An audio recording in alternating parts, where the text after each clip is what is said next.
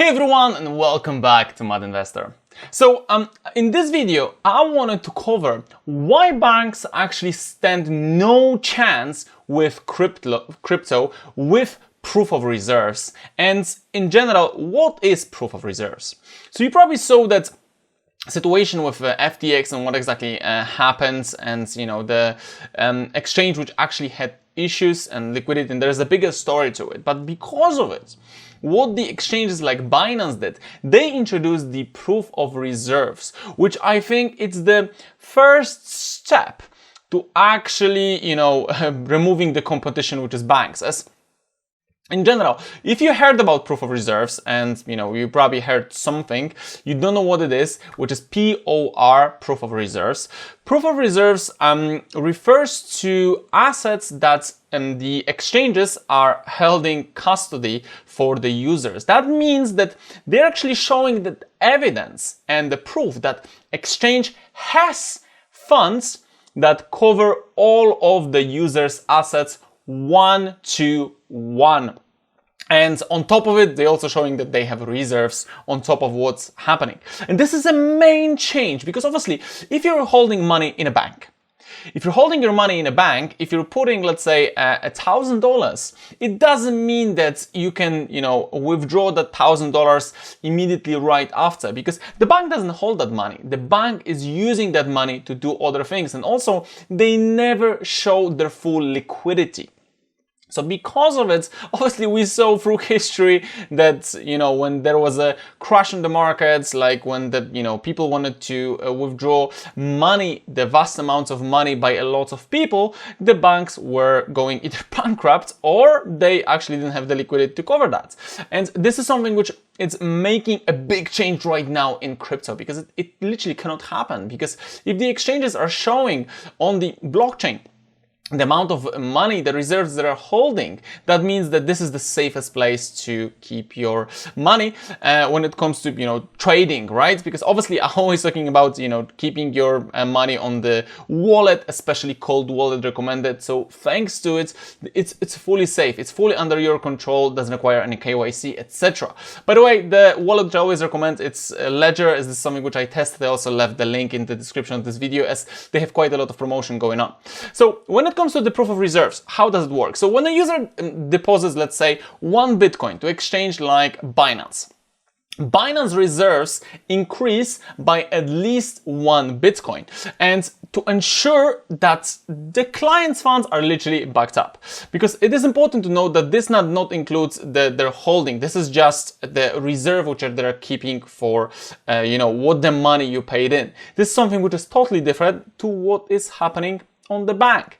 And I think this is an amazing thing. And for example, within Binance, like what they did, they created also on top of the reserves, they created something called the SAFU funds, which means that this is an emergency fund for helping some projects. For example, if they're in trouble and they are actually working with Binance for extreme cases. So I think it's bringing a lot of cool things for to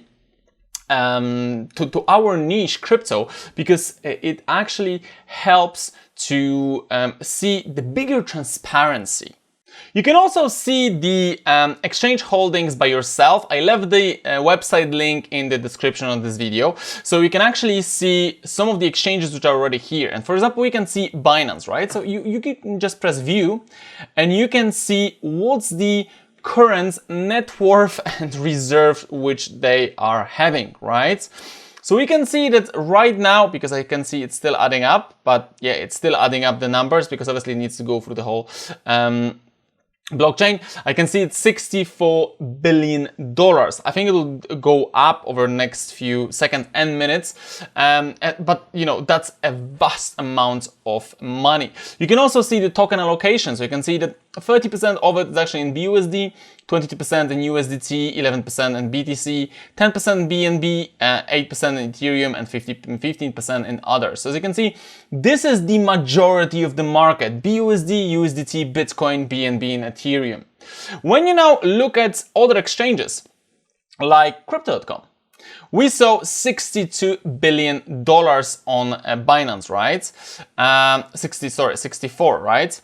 Within Crypto.com, we can see it's 2.6, as I remember, yeah, $2.6 billion. So as you can see, the drop here is just huge, and obviously it's because, you know, Binance is the biggest exchange right now in the world, but it also shows that, you know, exchanges like Crypto.com and others are also going for that proof of reserves, and we can see, you know, their holdings are slightly different when it comes to token allocation. We can see, for example, USDC, we can see Bitcoin, we can see Shiba. Shiba is actually a 19% hold on the Crypto.com, but obviously we cannot really look one-to-one with the Binance exchange, because there is a huge difference in numbers, because, you know, there we can see over $60 billion. Here we can only see 2.6. But comparing that as well to an exchange like OKX, which recently have also brought the audit and also brought the proof of reserves, we can see that's also not a bad number, which is almost $6 billion. And we can also see that, you know, their holdings, almost half of it's in USDT. Is that a good thing? Well, I'm not sure. We're looking at what's currently happening in USDT, but I won't comment on that. I'll probably cover when, you know, I'll have more info about what is really happening in USDT. As you probably know, that there are some things in motion already, but you can see that 25% it's still holding Bitcoin, 20% in Ethereum, and then some of it's in USDC and USDK. So as you can see, you can check out the exchanges and their proof of reserve and their, in a way, a liquidity as well. You can also see some of the DeFi projects which are already here, and DAOs, so the organizations. So for example, Uniswap entity, which is well known, the same as PancakeSwap.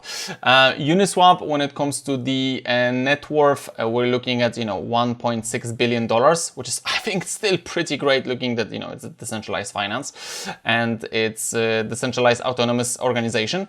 And when you look, there is a lot of projects and funds which, you know, are kind of in the process of implementation. So that's, I think, something which, you know, will bring even more transparency. As you know, I mainly use, you know, Binance, OKX, Bybit, sometimes Crypto.com.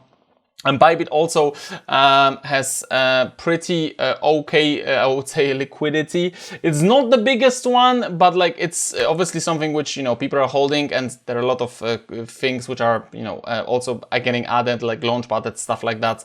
They have a cool promotion, but what you can see is, you can see actually the big drop between all those exchanges. And I think proof of reserves, it's something which will totally kind of create a big difference between the banks and cryptocurrencies.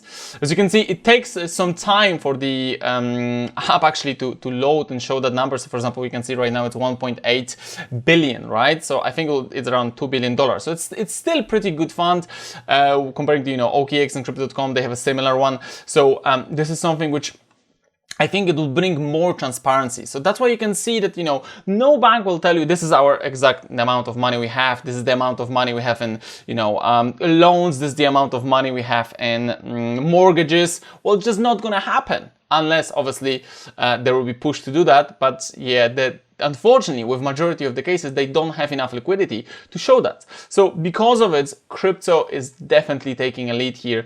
And if you didn't know what proof of reserve means and how does it work, now you know, and I hope that this video will help you out to understand crypto a bit more. If you like this video, you know what to do. Just hit that like button and subscribe. So thanks that you're up to date with every video which is coming, you know, a few times a week. And see you in the next video. Take care.